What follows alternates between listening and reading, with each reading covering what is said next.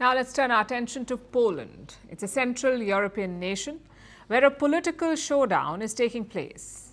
And the battlefield is Poland's media. It is caught in a power struggle. On one side is the country's new government. On the other is the recently defeated right-wing coalition. On Tuesday, Poland's new government struck the first blow. They adopted a resolution to restore the impartiality of Poland's public media. And after that, the government went on a sacking spree. It fired the top management of public broadcasters. The boards of state-owned television, radio and news agencies, they were all removed, fired. The public service broadcaster, TVP, was taken off air. And all this caused the opposition to break into a protest. Politicians gathered at the TVP headquarters in Warsaw. They were from Poland's former ruling party. It's called the Law and Justice Party. Also present there was the recently ousted Prime Minister, and as you can see, he was not happy. Such an intrusion, a forcible intrusion into the public television authorities, is an absolute act of lawlessness. He said this is an attack on press freedom and that now Polish news will come directly from the new Prime Minister's office. Do you want to have all information provided according to one template, according to the template prepared in the office of Prime Minister Tusk? I think that Poles deserve reliable information shown from different sides. Now the thing is, these are the same accusations that were made against the Law and Justice Party. The party was in power for 8 years, and during this time they were accused of capturing the Polish media, of turning public broadcasters into government mouthpieces.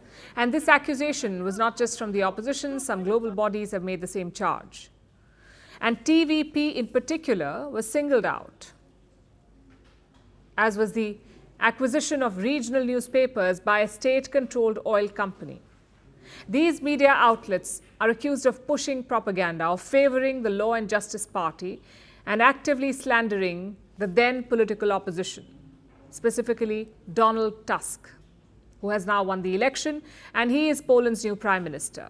And now that Tusk is in charge, he wants to overhaul the Polish media landscape. The question is, will he succeed? The opposition says the new government's moves are illegal and they have a powerful backer.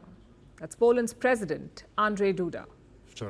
Anarchy is circumventing the current law in a situation when the change of that law could be possible in a normal way, based in the current constitution and while having the majority in the parliament.